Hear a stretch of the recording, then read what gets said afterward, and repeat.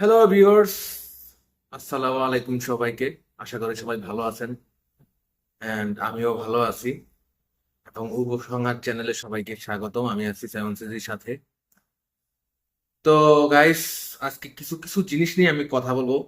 প্রত্যেকদিন তো আপনার সাথে শুধু ব্লগ নিয়ে আলোচনা করি, আজকে হচ্ছে একটা ভিন্ন টাইপের একটা কিছু নিয়ে আপনার সাথে আলোচনা করবো, যেটা মনে হলো আজকে আমার সাথে আমি যদি এই ভিডিওটা না বানাই তাহলে নিজেকে নিজে কখনো মানে মাফ করতে পারবো না।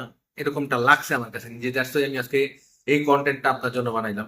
তো গাইস, চলে আসছি ইন্ট্রোর পরে, কথা হচ্ছে ইন্ট্রোর পরে।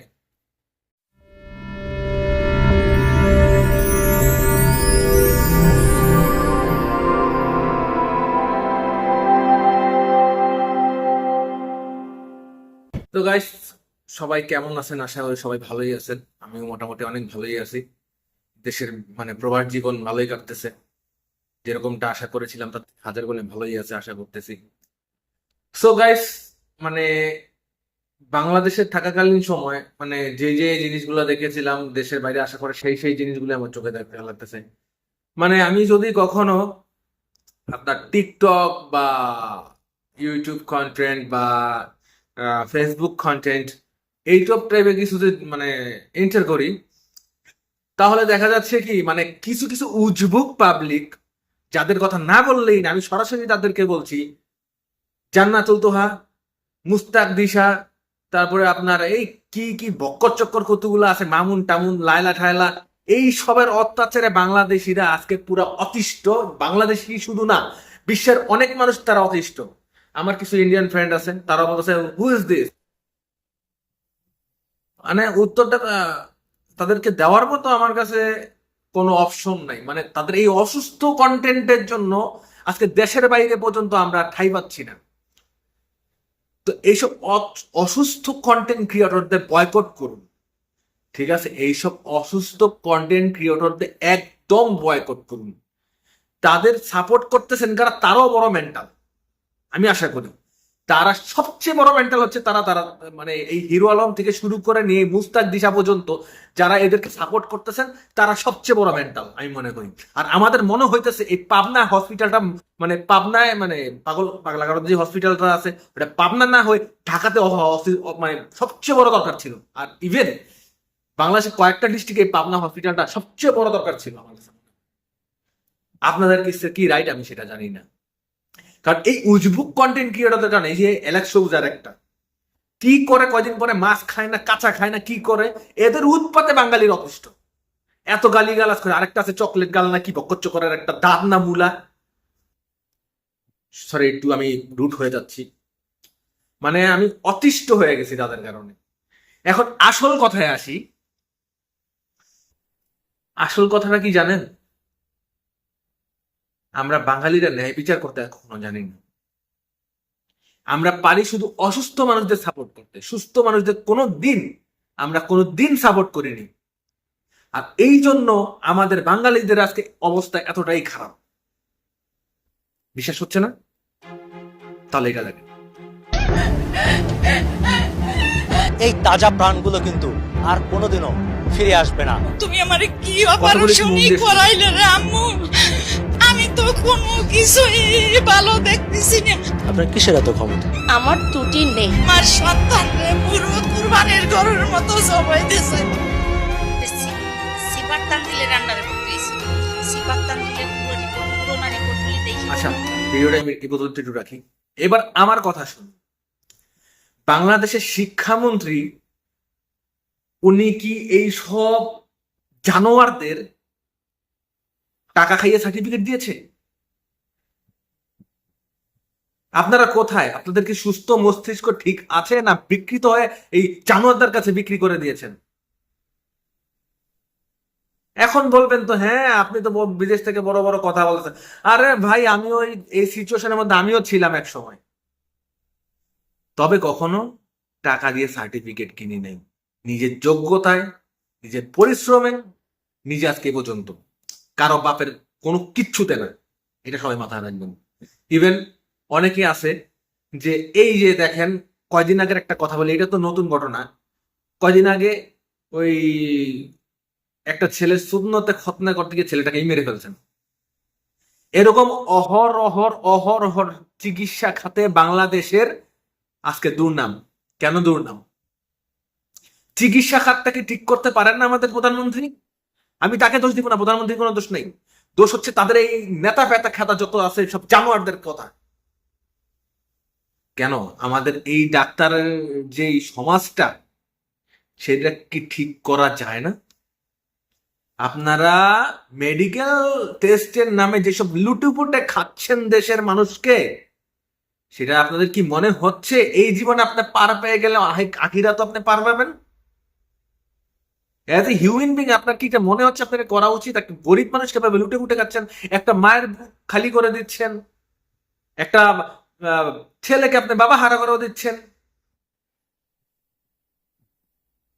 কথাগুলা বলার লোক দরকার পড়ে। হ্যাঁ, আওয়াজ তুলুন, বাংলাদেশি মানুষ সবাই আওয়াজ তুলুন। আজকে একজন ফ্যামিলির সাথে এই ঘটনাটা হয়েছে, আরেকদিন আপনার ফ্যামিলির সাথে হবে না, এটা গ্যারান্টি কি? আমার কিছু ভিউয়ার্স আছে, তাদের উদ্দেশ্য করে বলি, হ্যাঁ আমি একটু গান বাজনার সাথে লিপ্ত, আপনারা জানেন। তা তারা বলতেছে কি যে হ্যাঁ ভাইয়া এটা নিয়ে একটা লিরিক লিখে ফেলেন, এটা নিয়ে একটা গান করে ফেলেন।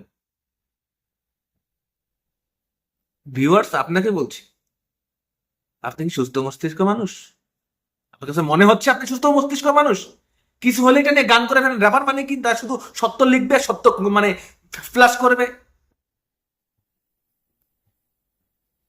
কোন সুস্থ মস্তিষ্কর মানুষ কি মনে হয় যে এই সব কাজগুলো করে সে ঠিক থাকতে পারবে?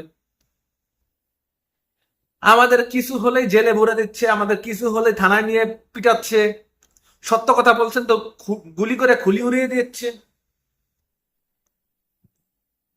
আজকে বিশ্বাস করেন মাইন্ডটা পুরা, এই ভিডিওটা দেখার পরে মাইন্ডটা পুরো আমার আলাদা হয়ে গেছে।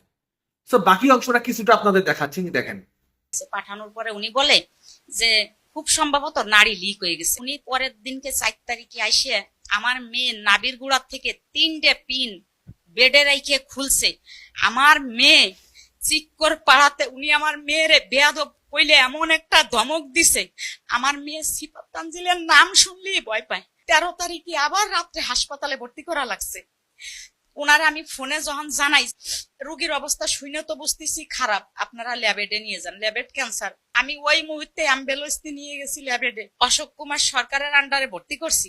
উনি দেখেই বলছে জোর পেটের মধ্যে নাড়ি লিক হয়ে গেছে, তাই নাহলে রোগীর অবস্থা এরকম হওয়ার কথা না। যখন আমার মেয়েরে নিয়ে গেছি, সবাই দেখে ওর মুখের দিক তাকাই রয়েছে যে কি বাচ্চা, কি অবস্থা, ওর তো এই বয়স, এই দিন দেখার মতন অবস্থা নাই। যখন ভর্তি করছে আমার মেয়ে বারবার বলছে আম্মু আমি আর ট্রিটমেন্ট হব না, আমি যদি জানতাম আমার অপারেশন করবা তা হইলে আমি তোমার পেটের ব্যথার কথাই বলতাম না। আমি বলছি বাবারে আমি তো তোর ভালোর জন্য আমি করতে চাইছিলাম অপারেশন, কিন্তু এমন হবে আমি বুঝতে পারিনি। আমার মেয়ে বলে আম্মু তুমি আমারে কি অপারেশনই করাইলে রে আম্মু।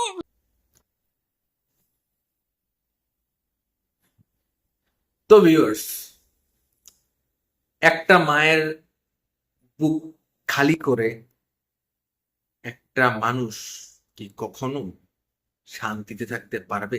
আপনার মনে হয় সে কখনো শান্তিতে থাকতে পারবে? এই যে 2 দিন না 3 দিন আগের ঘটনা, এই সোহান নামে যে ছেলেটা ছিল তাকে চোখ ফুটিয়ে মেরে ফেলেছে একটা এমপি না মন্ত্রী কি জানি না। তার কি অবস্থা হয়েছে? তার বডিটা বন্ধ নাই, বিচারটা তারও হয়েছে। আপনারা একত্রিত হন, এইসবের বিরুদ্ধে আওয়াজ তুলুন,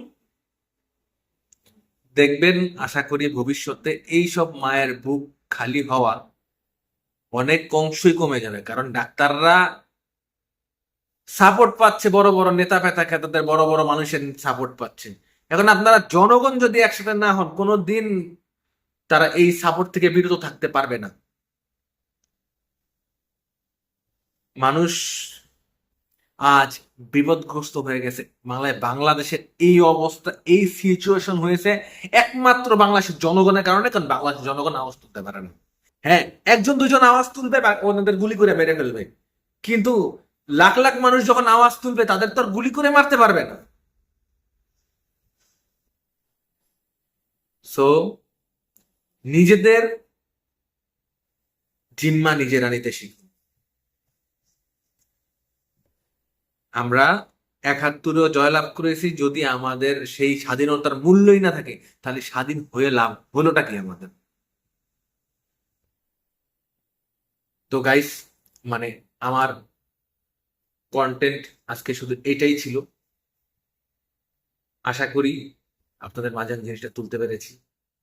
মানে আমার মনের ভাব যতটুকু ছিল আমি সেইটুকু আপনাদের মাঝখানে আজকে প্রকাশ করলাম।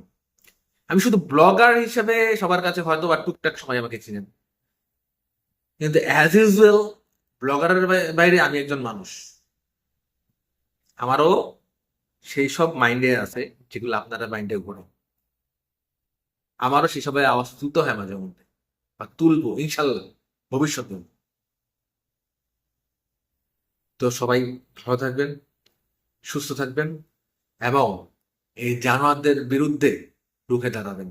আর এই জানোয়াররা ডাক্তারের লাইসেন্স কি করে পায়, চিকিৎসা খাতে লাইসেন্স কি করে পায়, তারা হসপিটালে কি করে বসে, সামান্য একটা পেট ব্যথার অজুহাতে একটা মেয়েকেই মেরে ফেললো তারা, একটা বাবা মার বুকটা খালি করে দিল, সেই সবার বিরুদ্ধে আওয়াজ তুলুন।